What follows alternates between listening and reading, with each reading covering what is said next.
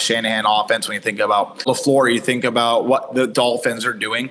The game has changed in a dramatic way. So I think maybe in the past it hasn't made sense for some of those teams to draft Iowa-based linemen just because Iowa used to run that pro-style offense. It's going to be a seamless transition. That's why you look at, Brandon Scherf, you look at Tristan Wirfs, you look at all these guys across the league.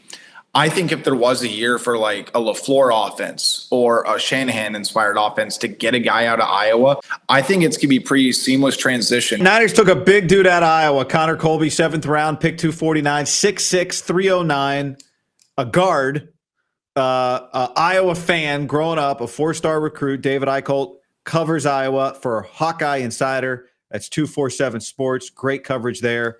And I saw this guy a lot this year because I watched a lot of Iowa football. You've watched a ton. You've covered him for several years. What did you think when you saw Connor get drafted by the 49ers? I think Colby played his most consistent football last year. He'd kind of been bouncing around in between guard and tackle and flipping sides throughout his career. But I thought last year he was a mauler. And I think the way he and the entire Iowa offensive line adopted Tim Lester's run scheme was absolutely fantastic. And again, he was the guy that I think really set the pace. If you look at a lot of runs by Caleb Johnson this year, Colby was in that second level. He was taking out the guy at the line of scrimmage, getting up there, blocking another linebacker, and he's largely responsible for a handful of those runs. But then again, Caleb Johnson was Caleb Johnson, right? You're talking about a historic year for the Hawkeye running back. But yeah, I really thought Colby was going to go 5th or 6th round, maybe at the latest. So for the Niners, I think to snag him, man, in the 7th round with that pick just to solidify him and not give him the other options, I thought it was quietly probably one of the better picks in the 7th round across the draft in general. Explain. So last year you mentioned Tim Lester. He was the first-year offensive coordinator at Iowa. Had previously had a pretty good amount of success. Relative to the program's history at Western Michigan as the head coach. 2023 is on the staff with LaFleur and the Packers. So the Packers played the Niners in the divisional round that year. So LaFleur, we give LaFleur kind of Shanahan tree, which he is. So what is when you think about like the Shanahan offense, what is the Tim Lester run game? It's inspired from the Shanahan game. And I think that's why, again, this is going to be a fantastic fit. Obviously, there's going to be a learning curve in there, a lot of different terminology. But I think from a schematic standpoint, I think it's going to be pretty seamless transition because if you watched Iowa football in the past, and Guy, I know you obviously have, they really ran a lot of those short zone run schemes. And Iowa, I thought for the most part, actually got away from that this past year. There were a lot more, ball reversals, a lot more counters, a little bit trickeration to open up, give the ball to the playmakers. And I thought Colby handled the adjustment probably as well as anybody. So I don't think it's going to be as big of a jump for him just in terms of trying to learn that scheme. And especially if you look over the past, 10 to 15 years, when you think about the Shanahan offense, when you think about, LaFleur, you think about what the Dolphins are doing. The game has changed in a dramatic way. So I think maybe in the past it hasn't made sense for some of those teams to draft Iowa-based linemen just because Iowa used to run that pro-style offense. It's going to be a seamless transition. That's why you look at, Brandon Scherf, you look at Tristan Wirfs, you look at all these guys across the league. I think if there was a year for like a LaFleur offense or a Shanahan-inspired offense to get a guy out of Iowa, you just look at the running numbers from last season, and you just look how comfortable they were on the line of scrimmage. It also helps, though, too, I believe, that you have an offensive line guru like George Barnett. Barnett's been coaching the offensive line for about 25 years at a lot of different institutions. And for him to be able to go in there and implement that and kind of inspire Colby to take his game to the next level, I'm not going to be surprised whatsoever if Colby ends up making the final roster. I just think he has that sort of grit to him. And you talk about a guy that doesn't get distracted by anything on the outside. All the guy does is hunt, fish, and play football. Like, it's the most stereotypical Iowa lineman there ever was, right? So I don't think he's going to be too distracted in San Fran. But again, I love the pick. And as much as I'm sitting here kind of gushing over it, I'm not George Kittle. George Kittle's going to will that guy to succeed. So what's his best skill? What's Connor's best quality? And what is the thing he needs to improve on? I think he needs, as far as what he needs to improve on, I think it's a fundamental base. I think at times, like, he can get thrown off guard and not really get in his his spots right away. And if a defensive lineman jumps on him, I think it's kind of night at that point for that rep. But I will say, if Colby gets the jump off the line of scrimmage, he's a mauler. Like, that's going to be a guy that will absolutely take out two different players. I think him getting to that second level, especially as an offensive guard, I just think you don't see a ton of that. And I think that's probably one of his more underrated skills. He has incredibly violent hands. He's a guy that can hold a block, and he's a guy that just understands the game of football. I just think if he can get a little bit stronger, lower body-wise, and he can get down in his position quicker, I think that's going to make a world of difference for him. But as far as like teaching that sort of relentless aggression, getting violent hands, getting pad level right, I think he took huge strides in that game last year. But just in terms of being unbalanced on your P's and Q's and just sort of getting in your spot immediately, I think that's when you're going to be able to see that sort of consistency string together. Did a lot better of a job at last year, but let's be real, man. How good NFL defensive lines are, you got to be on it all the time. And I think Will Campbell said it best. That might be the best quote I've ever heard when he said, look, if you're getting 12 sacks a year, man, you're on all pro, you're getting raises, you're getting everything else. You give up one sack a game or one bad play a game as an offensive lineman, brother, you're working for Amazon. Yeah. I think that's when I look at Connor Colby. So Colby, you mentioned it. I want to go back to he played 6 games at right tackle in 2022, then moved to left guard, then 23 plays all at right guard, and then last year played all at right guard. So why are you laughing? No, I mean, I told you, man, like they just flipped him around everywhere because I think he admittedly got thrown in the fire a little bit early because Iowa's offensive line room was in total renovation, right? A lot of guys left. There were a lot of highly ranked recruits that didn't end up panning out. They either transferred or a couple of them had to medically retire, which was just really unfortunate. A couple of them stepped away from the game of football. So it wasn't that Colby wasn't ready to step in there.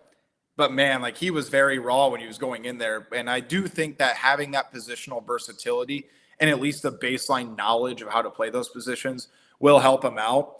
But I do think that a lot of people got on him. And I think back to a lot of the criticism about him, whether it be from Iowa fans or anybody else. They got on him. And I was kind of sitting back saying, guys, like he's not going to play here long term, but you kind of have to throw his feet to the fire. So for him to be able to overcome that, to be able to be drafted in the NFL, I think it's a really, really neat story just because we've seen so many guys that when they're forced into action early or they're playing out position, their confidence level just gets destroyed and they are not able to really ever bounce back. And I think Colby bounced back.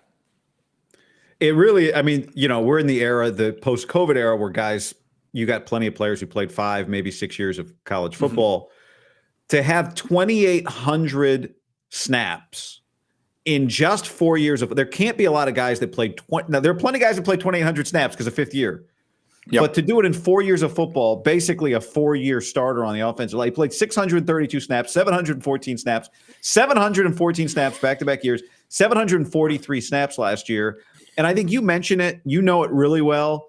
For people who don't watch college football much, you look up and you go, oh, Iowa was second in the nation. It's second in the Big Ten in yards per carry last year, over 5. They were top 25 in rushing last year in the nation. Like, of course, that's just Iowa.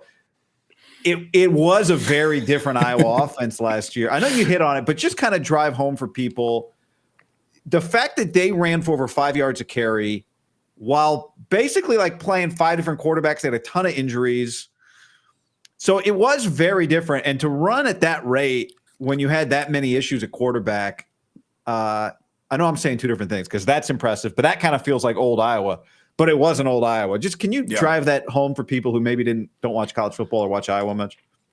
Well, I mean, look, I think even if you don't watch college football much, everybody's kind of heard the punchlines, right, of Iowa's offense over the last 5 years. Again, probably deservedly so. They're bottom 10 in what seems like every single statistical category before Tim Lester got there last year. But what I would point out, too, that makes it even more impressive just from the offensive line perspective in Iowa, and again, 5 different quarterbacks. By the way, a walk-on guy that came from Colorado State and California ended up starting 3 games this past season. Obviously, the Cade McNamara stuff didn't work out. But think about how defenses loaded the box almost every single play because Iowa's passing game, let me illustrate how bad it's been.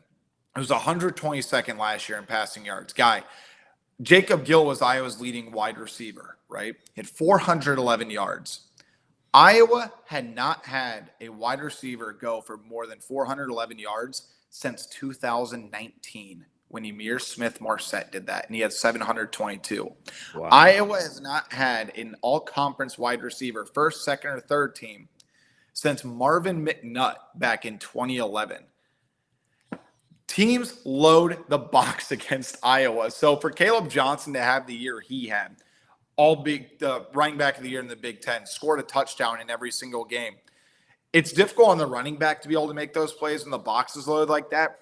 The offensive line still has to give them any sort of room to be able to go there and operate.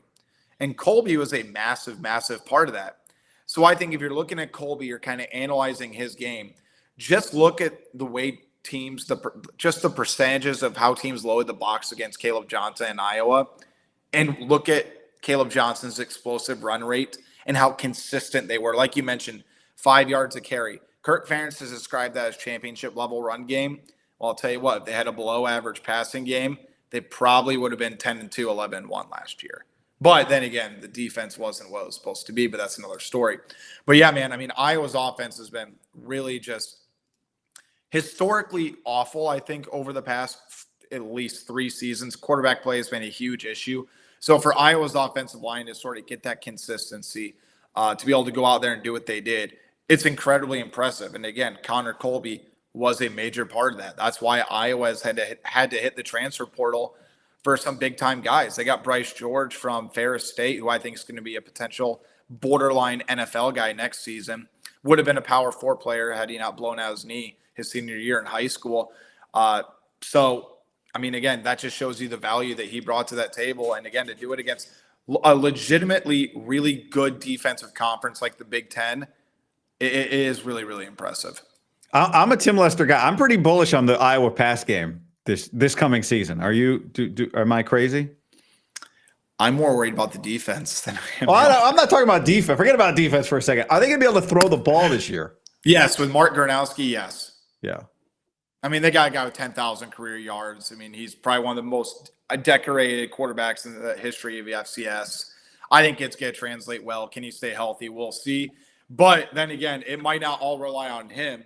You need the wide receivers to go out there and prove it. And from what I saw in the spring game, maybe we'll see some touchdowns this year in Kinnick Stadium, and Iowa's actually throwing the ball.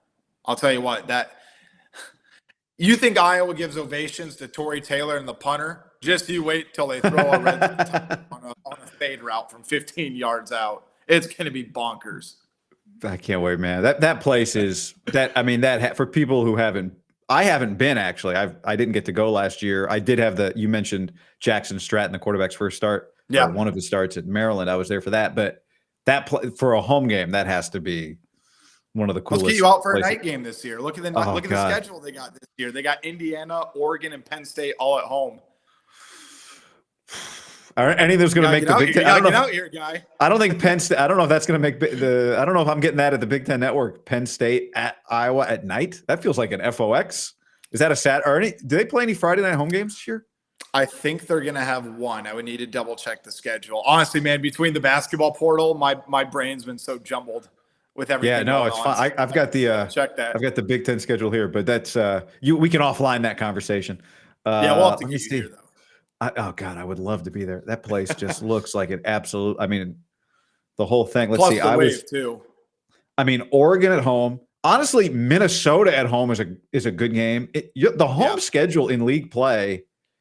It's pretty fun. The schedule in general at Nebraska, at SC, at Wisconsin, at Iowa State too. At Iowa State week 2. That's a true road game, or no? They play that game at.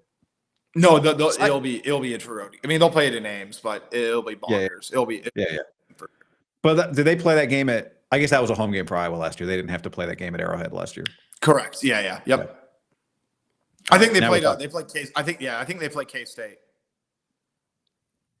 They played Iowa State. Played K State at Arrowhead last year. Yeah. Yep. Yeah. They played they played Kansas there too. Anyway. Yes. Yep. Yeah. Anyway. Yeah. Now we're way past Connor Colby, but I love this stuff.